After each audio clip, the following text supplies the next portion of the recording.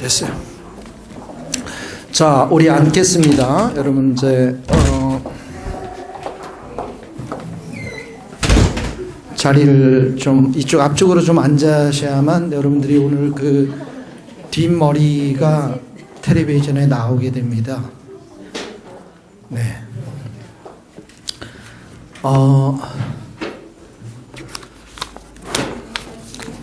우리 공식적으로 박수 한번 쳐주죠. 우리 집사님 새로 오셨는데 잘 오셨고요. 감사합니다. 네, 인사 좀 해주시고. 네. 대표로 백혜원 집사가 늦게 왔으니까 일어나서 허그 한번 해주세요.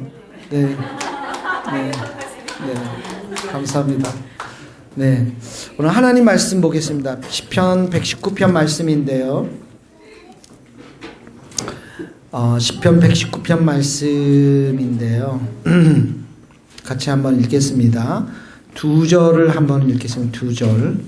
시편 119편 말씀.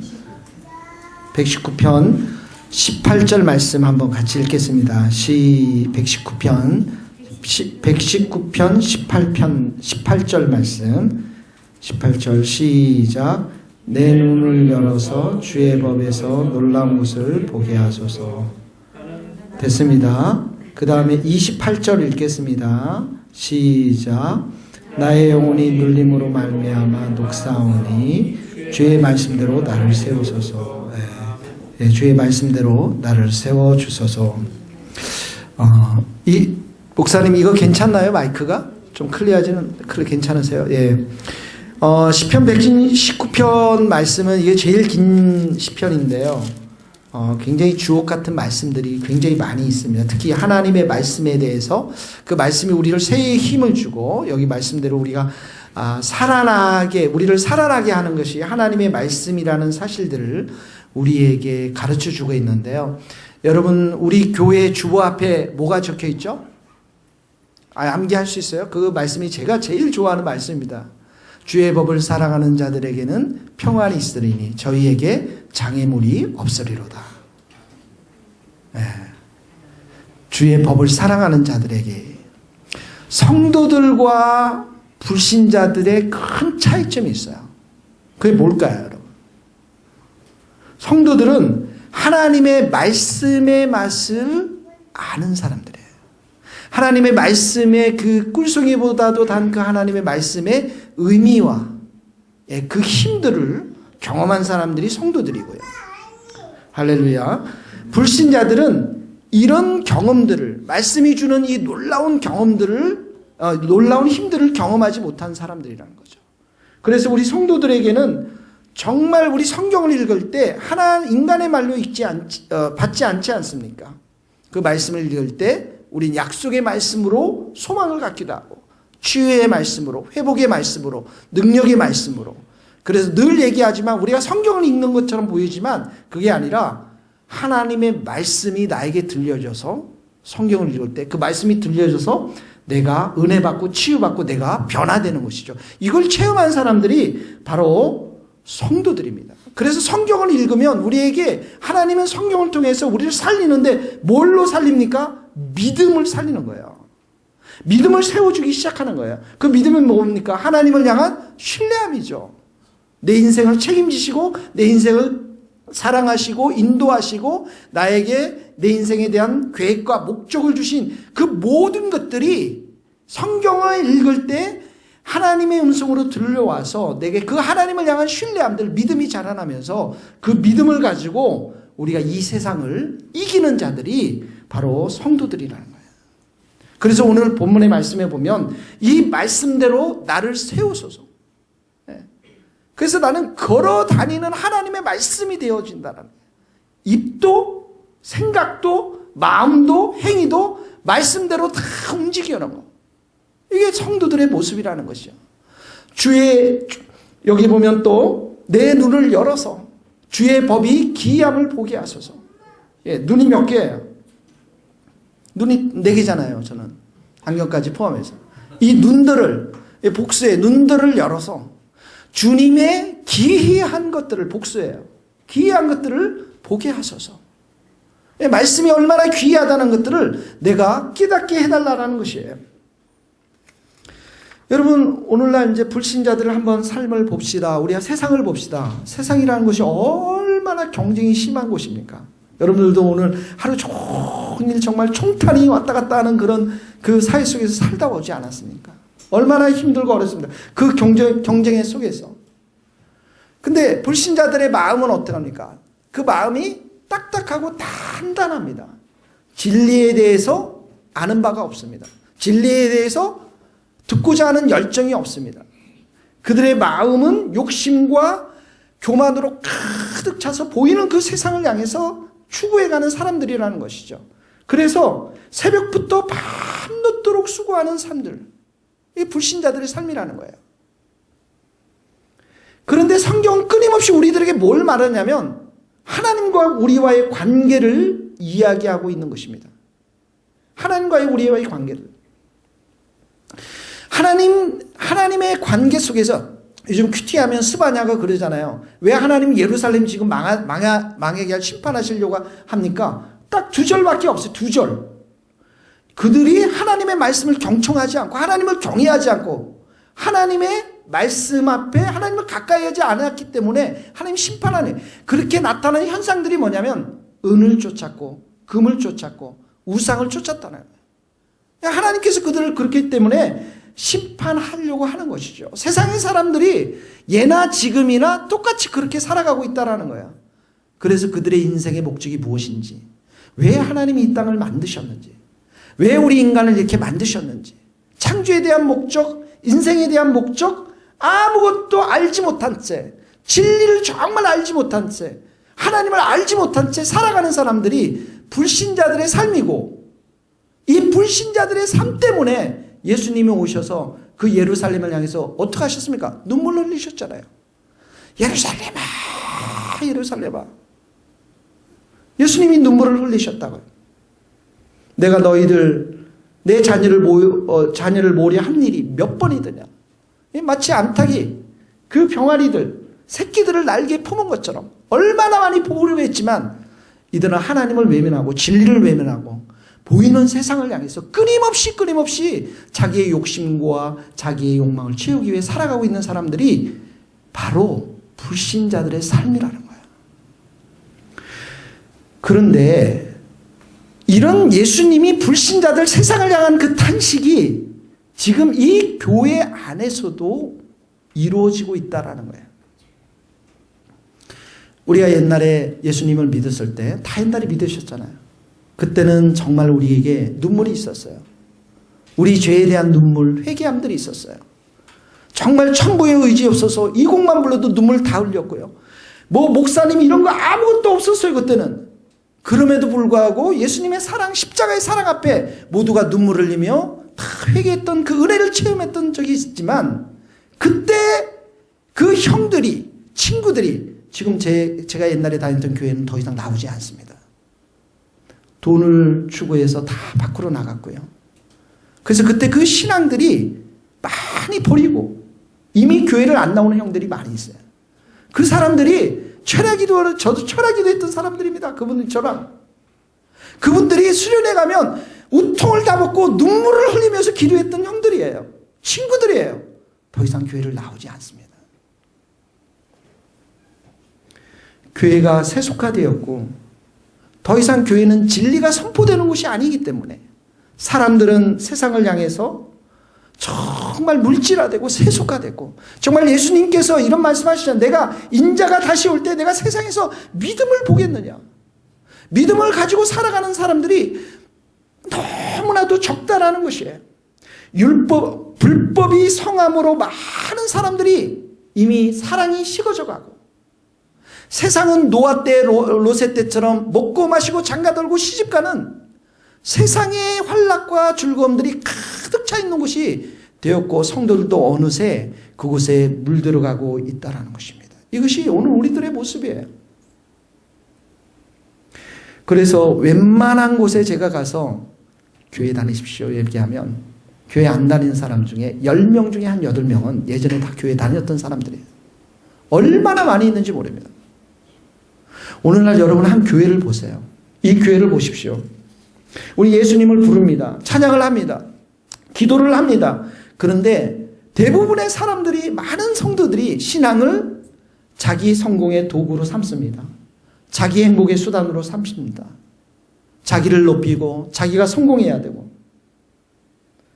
여러분, 누가 여러분들의 왕입니까? 정말 여러분들의 주는 누구입니까? 우리는 예수를 믿었을 때 그 예수님이 나의 세이비어, 구원자뿐만 아니라 my Lord, 나의 주인인 것입니다. 내가 그리스도와 함께 십자가에 못 박혀 죽은 날이 이제는 내가 산 것이 아니에요. 나는 죽어버렸어요. 내 안에 누가 삽니까? 예수님이 사시는 거예요. 예수님이 주인이 되고 예수님이 왕이 된 사람들, 왕이 돼서 고백하는 사람들이 바로 성도들인데 더 이상 예수님을 왕으로 섬기지 않습니다. 정말 주인으로 섬기지 않아요.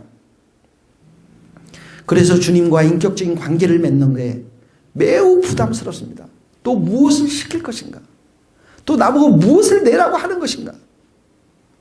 그래서 이 세상에서 사람들이 정말 썩지 않는 소금의 역할을 감당해야 되는데 부패한 곳에서 썩지 않는 소금의 역할을 감당하는 것이 아니라 세상 속에서 인정받고자 하는 달콤해지기를 원하는 설탕들이 다 되어가고 있다는 것이죠.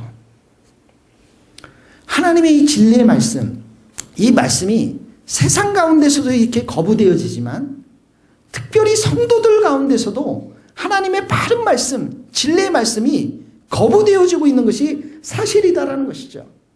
그래서 이 성도들 안에 절대적인 하나님의 말씀이 기준이 되어서 그 말씀대로 순종하며 살아가는 것이 아니라 이제는 진리는 온데간데 없고 예배 때 와서 예배 빨리 끝나고 그리고 나서 끼리끼리 뭉쳐서 많은 얘기들을 하고 가는 그런 공동체가 된 것이 바로 교회가 되어버렸어요.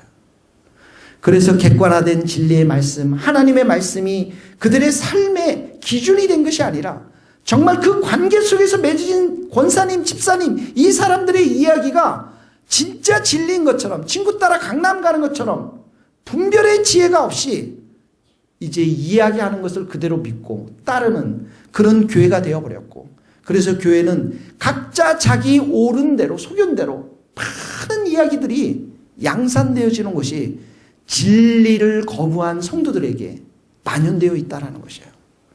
그래서 이 교회가 그렇게 많이 싸우는 것이 하나님의 말씀, 진리의 말씀이 그들의 삶 가운데 중심으로 들어와 있지 않고 바로 자기의 생각대로 옳은 대로 살아가는 성도들이 많이 있기 때문에 그렇다라는 거예요. 여러분, 성도들이 왜 이렇게 기쁨이 없습니까? 왜 우리 이렇게 불만스럽습니까? 왜 성도들이 이렇게 원망을 많이 하고 교회에 오면 다 인상을 씁니까? 그래도 여러분들은 좀 나은 편이에요. 주일날 감히 옆에 가지를 못하겠어요. 저거 좀 껐나요? 나 너무 더운데요? 왜 이렇게 성도들이 우울할까요? 왜 이렇게 어두울까요? 하나님이 주신 것에 기쁨을 찾는 것이 아니라 다른 것에서 기쁨을 찾기 때문에 그렇습니다. 하나님을 찾는 그 기쁨은 진리 안에서 만나는 하나님, 말씀 속에서 만나는 그 하나님, 그곳에 하나님은 기쁨을 심어 놓으셨는데 그건 온데간도 없고 진리에 대한 무관심, 냉담함들이 불평과 원망과 우울한 세상으로, 우울한 마음으로 가득 차 있는 것들을 보게 되어진다는 거예요. 그래서 우리 성도들을 불행하게 하는 어두운 실체가 있는데 그 두 가지가 있습니다. 첫 번째는 뭐냐면 우리 성도들을, 인간을 불행하게 하는 이 두 가지 어둠이 있는데 하나는 뭐냐면, 첫 번째 뭐냐면 객관적인 어둠이 있어요. 객관적인 어둠. 상대적인 어둠이라는 것이죠. 이건 뭐냐면 우리의 삶 속에서, 우리 속에서 지식의 빛이 들어오면, 하나님의 말씀의 빛이 들어오면 우리의 지성과 이성이 깨어나면서 쉽게 물러날 수 있는 이 지식을 말하는 거예요. 근데 이 지식이, 이런 객관적인 지식, 하나님의 말씀의 이 빛이 우리 지성 가운데 닿지 못한 사람들은 여전히 무지한 가운데 살아가면서 그 삶이 어둠 가운데 갇혀 있다는 거예요. 예를 들자면 여러분, 제가 이제 그 영국 친구랑 같이 잘 살았는데 한 몇 개월 동안 방학 때 살았는데 그 친구랑 같이 살면서 외국 친구들은 이제 집에다 카페트를 깔잖아요. 그래서 카페트에서 저는 잤고 이 친구는 침대에서 잤어요. 그래서 카페트에 잤는데 카페트에다 이제 이불을 깔아놓고 잤는데 카페트가 더럽잖아요. 굉장히 더러운데 제가 거기에서 그 친구가 이제 공짜로 자기 해서 잤는데 한 달간을 잤습니다. 근데 한 달간 자면서 뭐가 걸렸냐면 헤이피버라는 게 걸렸어요. 따라해보세요. 헤이피버. 비염이에요, 비염. 비염이 걸린 거예요. 그런데 그게 이제 진드기, 먼지, 꽃가루 이런 걸로 인해서 걸리는 것들이거든요. 한 달 동안 그 먼지구덩이에서 잤으니까 당연히 걸렸겠죠. 근데 이걸 몰랐어요. 그래서 이제 공부하러 연구실에 갔는데 어느 날 여름에 온몸이 우환이 들면서 코가 질질 나면서 막 기침을 하면서 야, 내가 감기가 걸렸구나. 근데 이제 이 비염이라는 게 헤이피버라는 게 몸살 감기와 증상이 비슷합니다. 그래가지고 그 무더운 여름날 잔디밭에 가지고 누워버렸어요. 너무 더우니. 그랬더니 막 더 그냥 그 기침이 나고 콧물이 나고 막 그래서 나중에 병원에 가보니까 비염이에요. 헤이피버가 걸린 거예요. 그래서 이 헤이피버가 걸리면은 오히려 꽃가루가 날리는 곳 이런 곳엔 피해야 돼요. 이 카페트가 있는 곳에서는 피해야 됩니다. 근데 그걸 모르고 오히려 그런 곳에 더 갔으니까 어떻게 했어요? 더 죽겠다라는 거죠. 여러분 객관적인 우리가 지식에 대해서 부족하면 이렇게 무지하면 어둠 속에서 갇혀서 고생을 하게 된다는 것이에요. 이런 어둠이라는 것, 이런 부분들이 고스란히 하나님과 우리와의 관계 속에서도 이루어지고 있다는 거예요. 하나님이 왜 눈을 주셨습니까? 하나님이 왜 눈을 주셨어요? 세상의 즐거운 것들을 많이 보기 전에 누구를 보라고요? 하나님을 보라고요. 하나님이 왜 귀를 주셨어요? 세상에 있는 많은 이야기를 듣기 전에 하나님의 말씀을 들으라고요. 하나님이 왜 우리에게 지성을 주셨어요? 영어 수학 많이 하기 전에 먼저 하나님의 말씀을 깨달으라고 주신 거예요. 그래서 성도라는 사람들은 이런 하나님의 말씀을 따라서 우리의 지성에 하나님의 빛이 임하도록 하는 것. 그래서 우리의 무지들이 깨어져 나가는 것. 여기서부터 우리의 어둠의 삶 속에서 깨어져 나가는 것. 그렇기 때문에 하나님께서 우리를 불러주신 거예요. 제가 목사가 된 이후에도 죄를 범하죠. 여러분도 죄 범하잖아요. 지금도 죄 범하죠. 그런데 목사가 된 이후에서도 죄를 범하니까 어떻게 합니까? 길티의식, 죄책감이 생기는 거예요. 여러분도 죄 범하고 이렇게 교회에 오거나 또는 우리 장로님, 목사님 만나 이렇게 하면 좀 마음이 좀 꺼림직하죠. 죄를 범하지 않는군요, 여러분. 그 길티의식이 있어요. 이게 죄책감을 처리를 못하겠는 거예요. 그래서 어떨 때는 찬양도 못하겠고 어떨 때는 근데 이 마귀가 얼마나 교활한지 꼭 설교하기 전에 그런 사건들을 터뜨려요. 이렇게 사건들을 터뜨린다.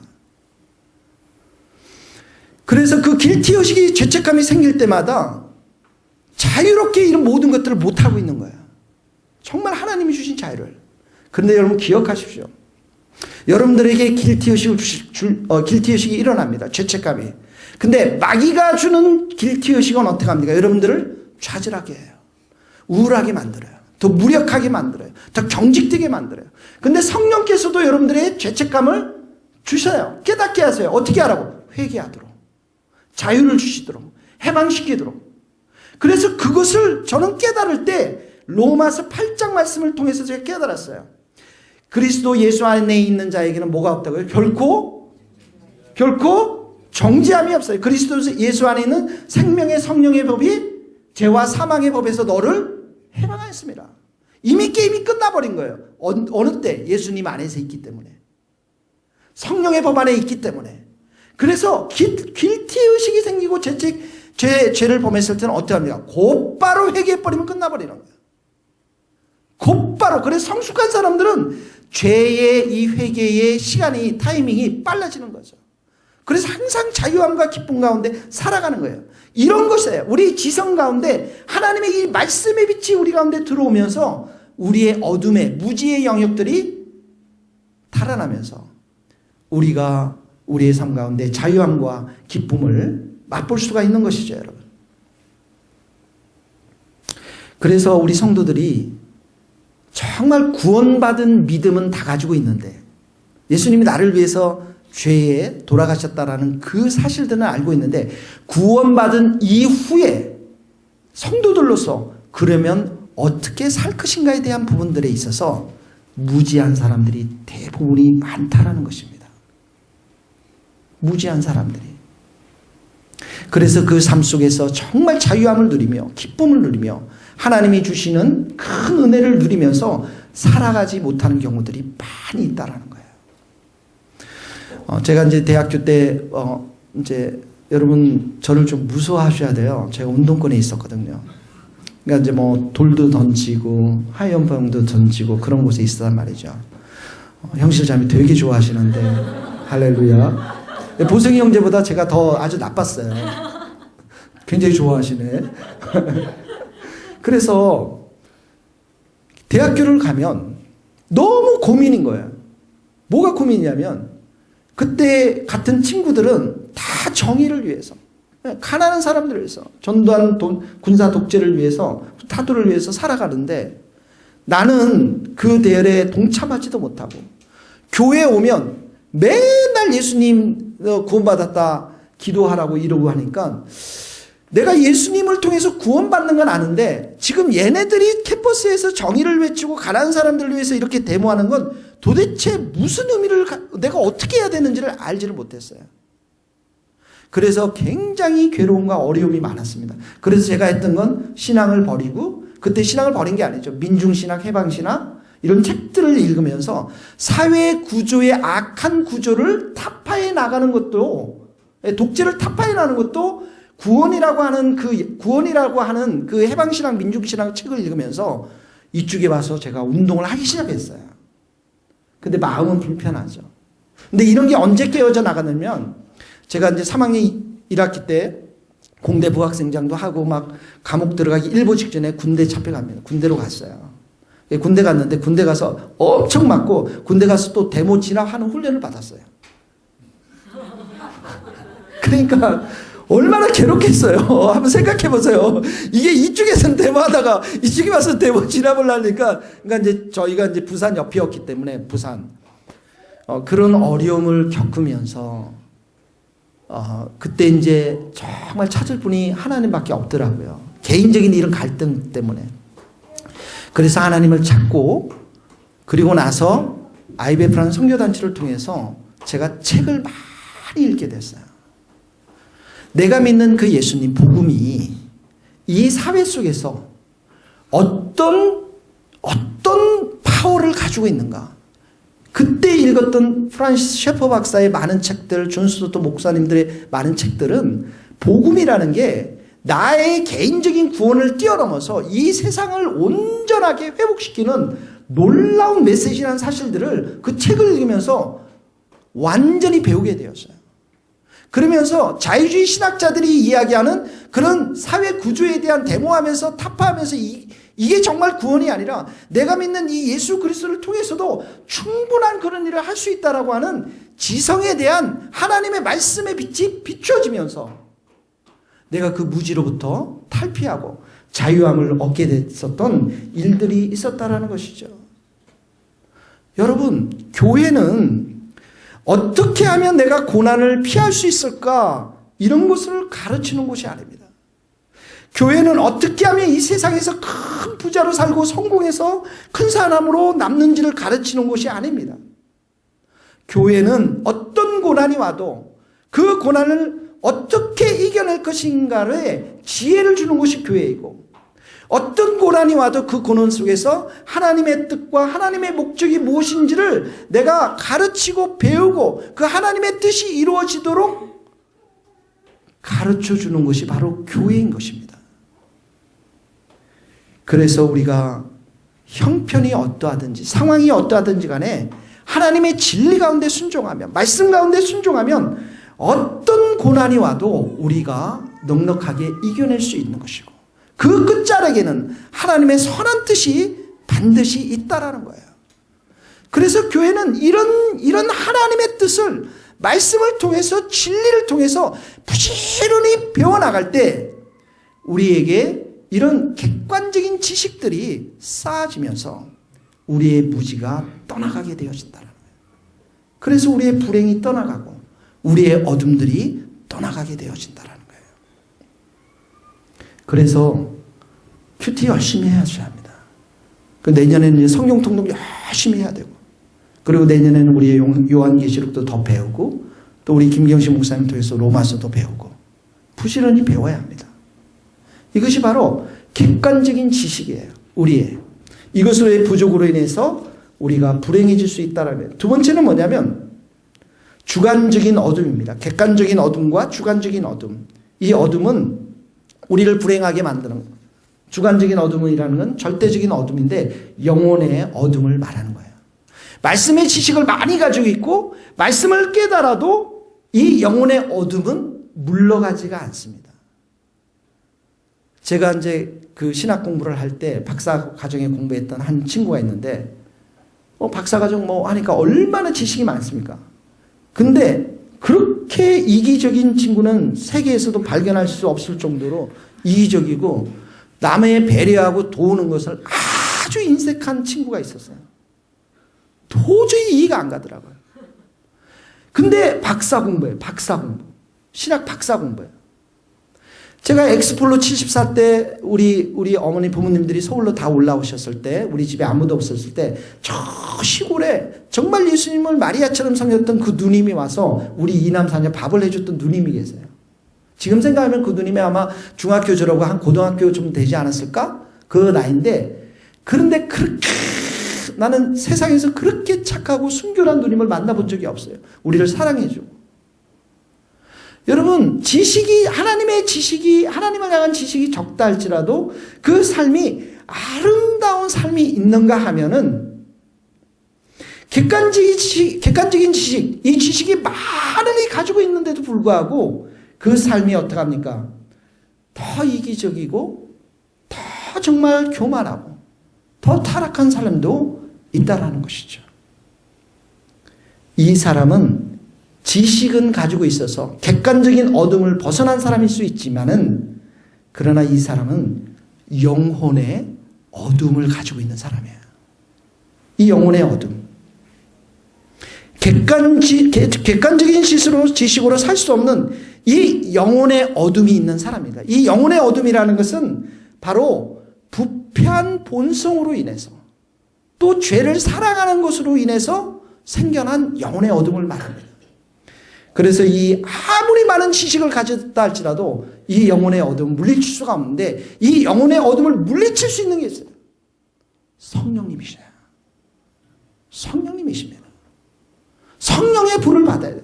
성령께서 그 영혼 가운데 임해야 돼요. 그래야 이 사람의 삶이, 영혼이 어둠이 물러가면서 삶이 확 바뀌어질 수 있는 거예요. 여러분, 아나니아 삽비라가 팔았죠? 밭을 팔고 어떻게 보면 돈이 생겼어요. 그 당시 초대교회의 지식이 무엇이었습니까? 다 팔면 어떻게 사도들에게 갖다 놨어야 되잖아요. 이거 분명히 알았을 거예요. 그런데 어떡합니까? 갖다 놓지 않았잖아요. 숨겨두었잖아요. 왜 그렇습니까? 돈을 보니까 욕심이 생긴 거예요. 마음의 욕심이 생긴 거예요.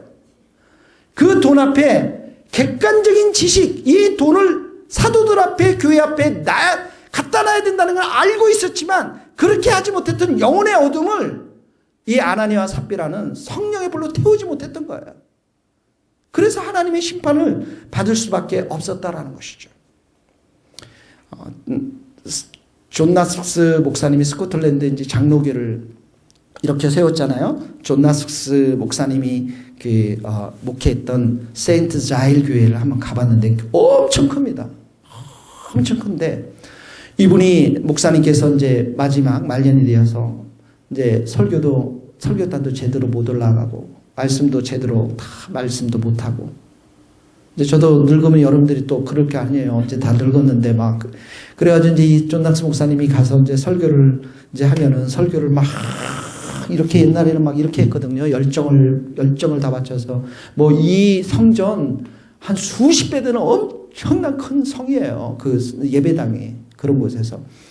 근데 말년이니까 이제 희미해지고 올라가기도 누가 이제 부축해가지고 이제 김영실 보승 형제가 부축해가지고 막 올라가서 이렇게 가서 말씀을 전하는데 말씀을 전하다가 30분 정도 후에는 항상 존낙스 목사님이 말씀을 전하고 30분 후에는 어플리케이션 적용에 대해서 너희들이 이렇게 살아야 된다. 그 말씀을 하는데 그 당시는 이 마이크가 없고 이 레코드 하는 게 없기 때문에 옆에서 필사본이 있었다고 그래요.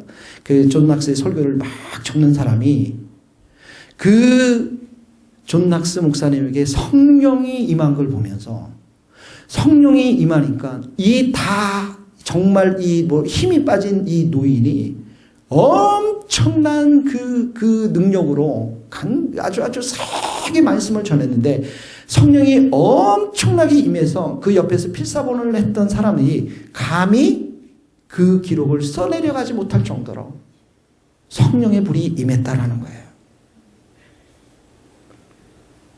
성령의 충만한 은혜가 우리 가운데 임해야 하나님의 말씀이 우리 귀에 들려지고 그리고 우리 지성의 빛이 임해질 뿐만 아니라 그 말씀이 우리의 심령을 뜨겁게 하면서 그 말씀들이 우리의 손과 발을 곳곳에 다 퍼지게 하면서 결국은 우리는 하나님의 말씀대로 순종하며 살아가는 하나님의 사람이 되어진다는 거예요.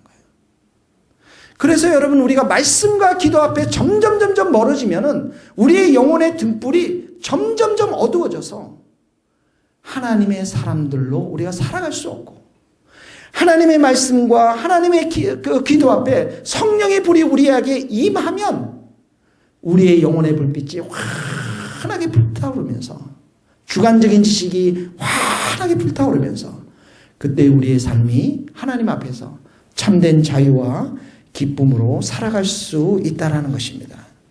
그래서 이 영혼의 어둠은 옛날 내가 받은 은혜가 현재 내 삶을 지탱해 줄 수는 없어요. 매일매일 새로워져야 돼요. 매일매일 새롭게 내가 말씀과 기도 앞에 나갈 때만이 이 영혼이 점점 밝아지면서 하나님의 진정한 자녀들로 우리가 설 수 있다는 것이죠. 그래서 이 영혼의 어둠은 어느 누구도 돕지 못하고 목사인 저도 여러분들을 돕지 못하고 목사인 저도 여러분들에게 말씀을 주지만은 그 어두워진 영혼을 밝게 하는 분은 성령 하나님밖에 없다는 거예요.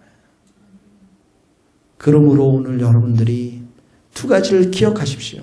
내 안에 말씀의 지식이 내 지성에 항상 밝게 비쳐 있어야 되고 그리고 그 가운데 무릎을 꿇고 성령을 환영하며 의지하며 그 성령의 불을 사모할 때 그 성령 하나님께서 내 인생을 내 내면을 다스리도록 그렇게 할 때만이 내 영혼의 빛이 환하게 비춰주면서 변화된 사람으로 새로운 사람으로 내가 살아갈 수 있다는 것을 여러분 꼭 기억할 수 있기를 바랍니다. 그래서 그 말씀이 내 인생을 곧바로 세워져 나가게. 자, 우리 기도하며 함께 기도하도록 하겠습니다. 우리 성령에 관한 찬송을 우리 함께 한번 부르고 우리 같이 185장 찬송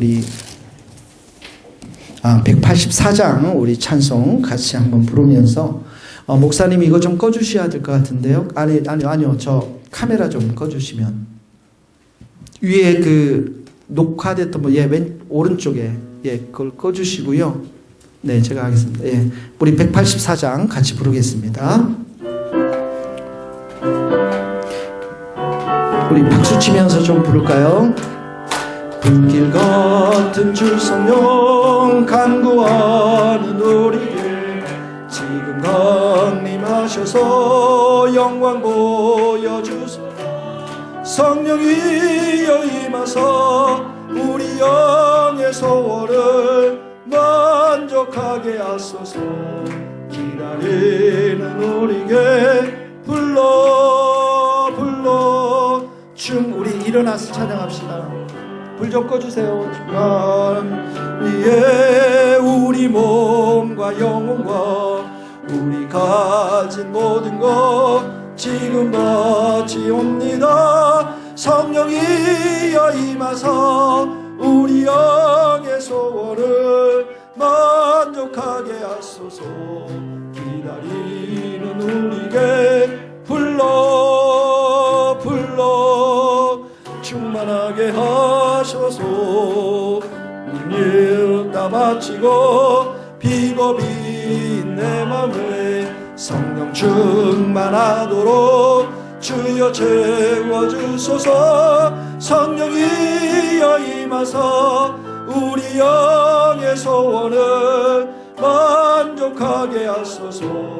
기다리는 우리에게 불러 불러 충만하게 하소서.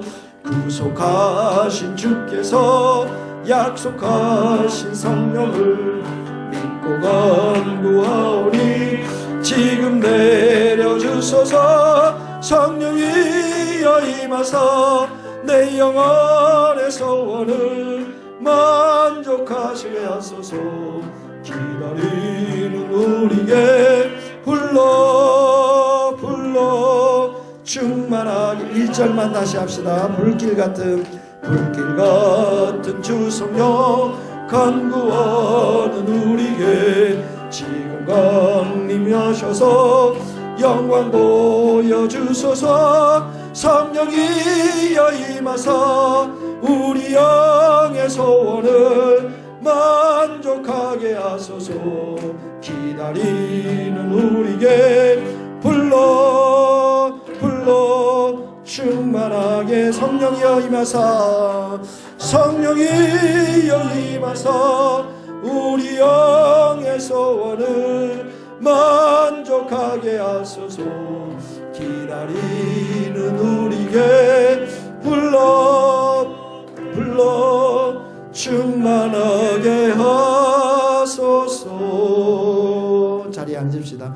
여러분 각자가 좀 기도하시고 그 다음에 소그룹별로 또 만나서 서로 교제하고 또 소그룹에 자기 소그룹의 사람들을 좀 격려하시고 기도하시고 축복해 주셨으면 좋겠습니다. 자유롭게 좀 기도하시고 또 제가 안수기도 필요하신 분들은 또 안수기도 이렇게 해드리도록 하겠습니다. 우리 같이 이 시간에 하나님 앞에 기도할 때 하나님, 내가 이런 객관적인 어둠들이 다 물러가게 하시고 정말 내 안에 내 지성 가운데 말씀의 빛이 임하게 하여 주시옵소서.